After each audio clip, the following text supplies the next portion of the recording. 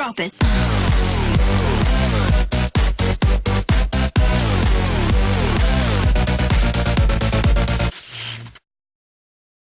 When it comes to RPGs, I am what you would say, not very well versed in the genre. I mean sure, I've dabbled in Pokemon, Red Dead and Fallout, but I feel like there's so many great titles out there that I haven't even scratched the surface of the genre. This is one of the many reasons why I'm looking forward to Borderlands 2, which I'll be reviewing as soon as I get it. So I thought before diving into Borderlands 2, it only makes sense to try out the first Borderlands first. So now that I've finally checked it out, let's find out if it borders on the unplayable or lands a space in my heart. The story in Borderlands isn't anything to write home about. It centers around your character, in this case a pink-clothed soldier named Leslie, on a search for the Vault, a chamber said to hold the key to infinite power, fame and fortune. Your adventure takes place on Pandora, where on the way to finding the Vault you have to help a bunch of zany quirky characters to gain experience and progress. It's kinda like the side quests in Fallout, except the side quests actually help to progress the story, so they're not even side quests at all, really? While this lady serves as a vague reminder of the story every now and again, the real motivator of the game is in the loot. How much loot, you ask? Well, how about over 3 million gun combinations?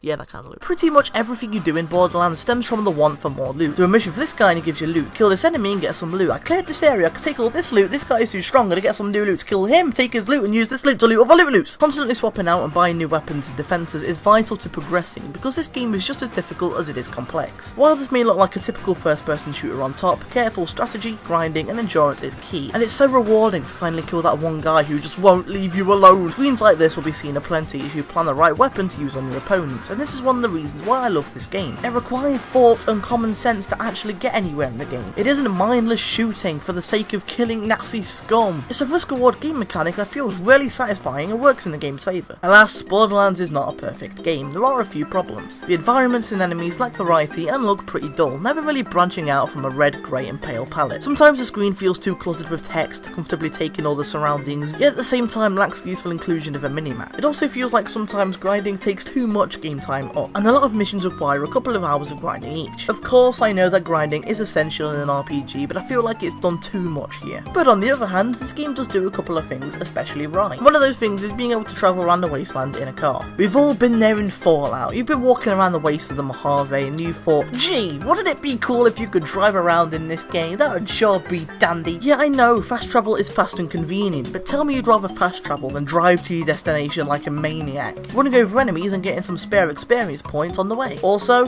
no sprint bar.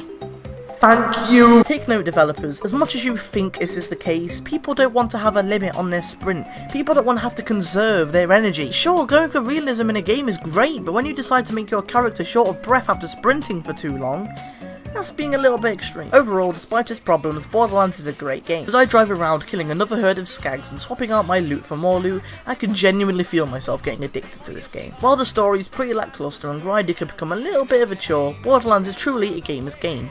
An RPG with a ton of things to do, things to see, and things to loot. And people to kill. And run over. I can also say from experience that Borderlands is a great place to start in easing your way into the RPG genre. And now that I've played this game, I cannot wait to review Borderlands 2 next month. This has been a Farfetch'd review. Thanks for watching. Hey everybody, thanks for taking the time out to hear my stupid opinion. If you enjoyed this video, you'll be happy to know that I have more stuff like this just for you to check out. Click the left annotation to check out my previous review of LEGO Batman 2. The graphics look kind of blocky. Get it? Blocky. Get Lego. Or maybe it's nostalgia you're after. You'll want to click the middle annotation to check out my Let's Play of Crash Bandicoot. Oh my god. I've never gotten a gem in my life on this game. I've never seen him do that. He looks like an idiot. Or if you're in the mood to hear me scream like a little girl, click the right annotation where I play a little game called Slender with my friend. Stay there, Slender. Whoa! Where'd it go? Oh, he has actually gone. Oh no.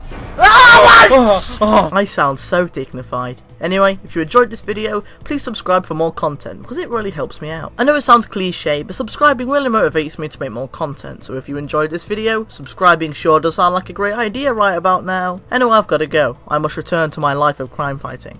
See you next time.